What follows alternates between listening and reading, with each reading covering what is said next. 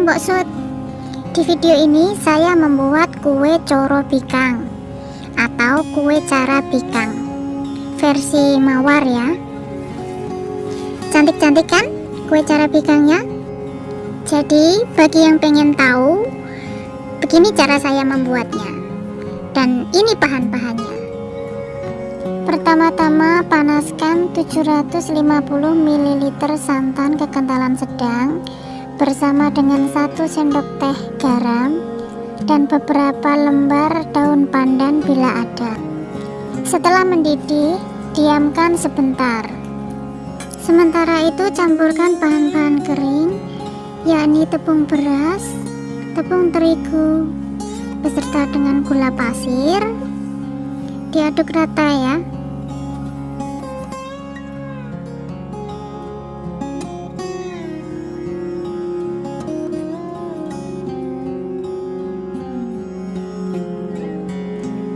Ini santannya dituang pada waktu masih agak panas.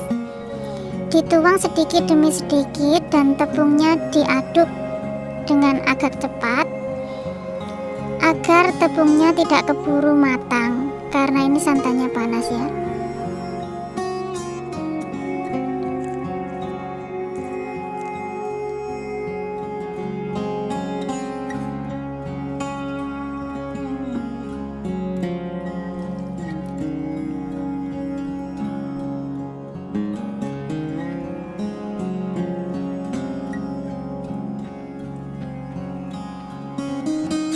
Setelah santan dimasukkan semua sampai habis, adonannya akan seperti ini ya. Ini cukup encer. Dan sekarang kita diamkan dulu selama 30 menit sampai 1 jam. Setelah 1 jam, ini adonannya kita bagi menjadi beberapa bagian dan ditambahkan pewarna makanan bila suka. Ini saya tambahkan pewarna tapi gak terekam ya. Sementara itu cetakannya sudah kita panaskan dari tadi ya. Ini sudah panas banget. Ini kita olesin dengan air garam. Dan setelah itu kita tuang adonannya sesuai dengan warna seperti selera kita ya.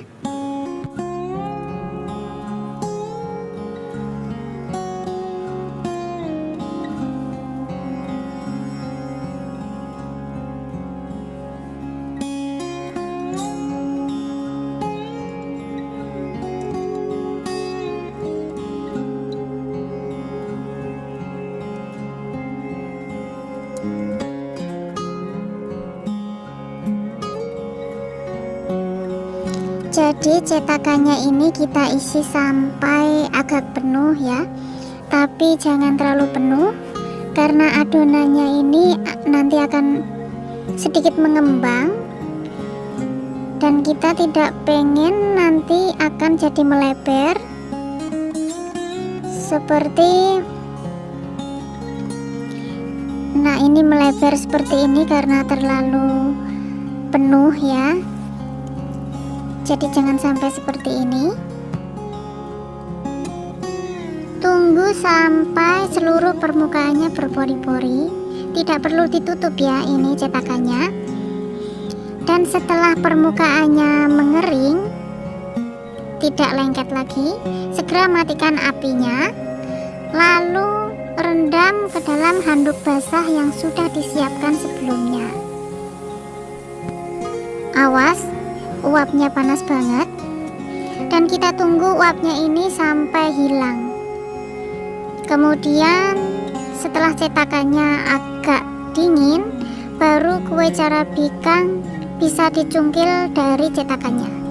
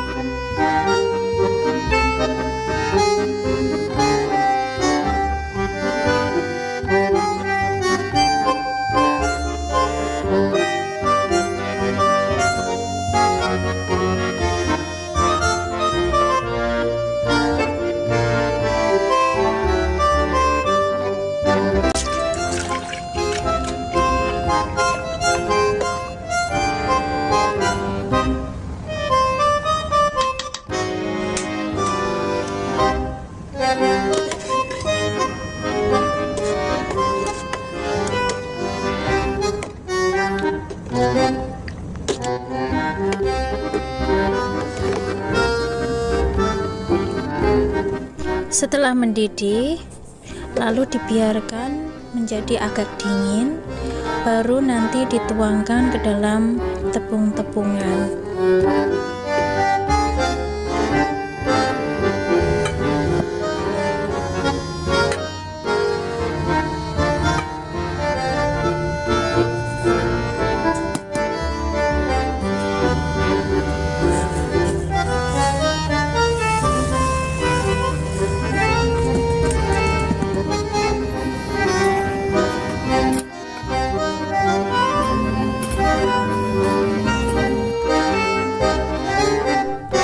Jadi ini kondisi santannya sudah tidak panas mendidih ya, tapi belum menjadi hangat.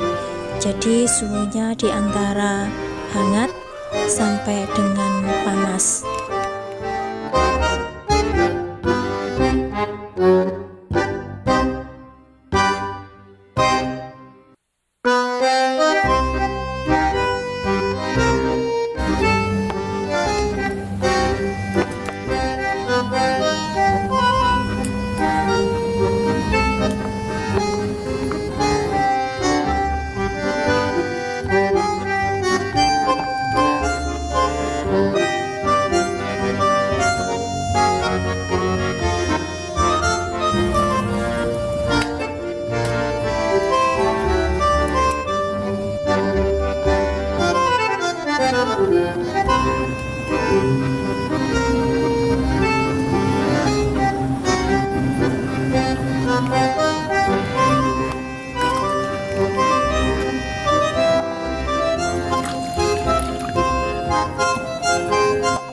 Jadi setelah semua santan dimasukkan, konsistensi dari adonan ini harusnya seperti ini, tidak terlalu kental tapi juga tidak terlalu encer. Dan adonan ini tidak perlu didiamkan dulu, jadi langsung siap untuk dipanggang.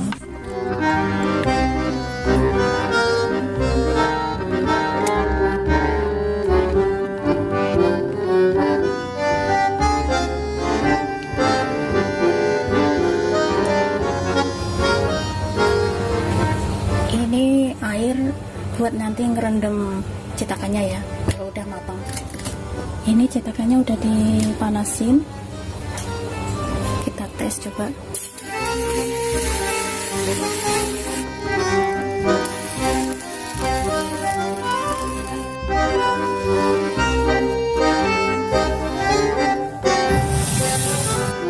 Tuang adonannya sampai agak penuh, tapi jangan penuh-penuh banget karena kita nggak pengen nanti jadinya melebar.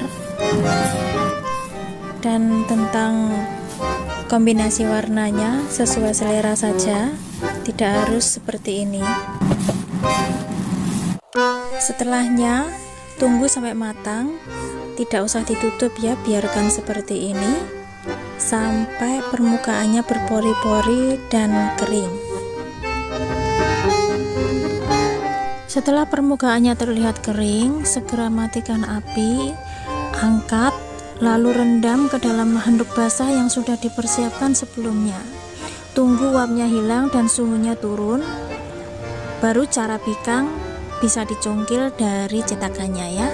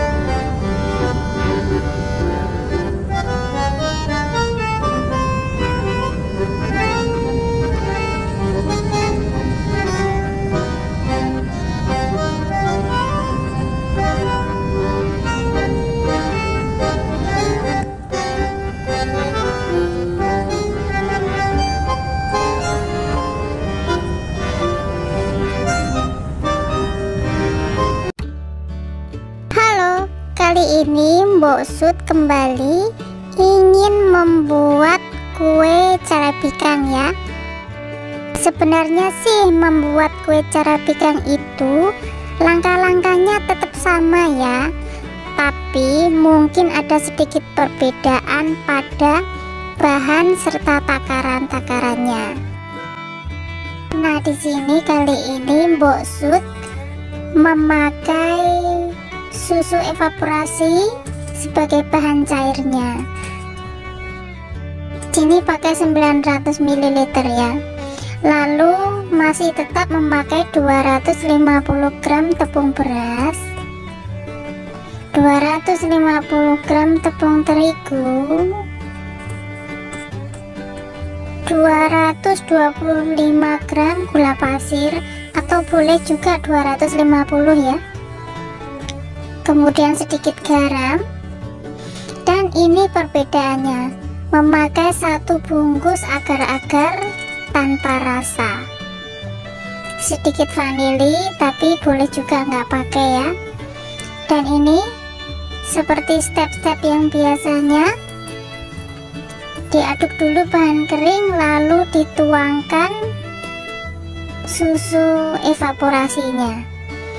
Ini kalian tetap boleh memakai santan atau susu cair biasa ya.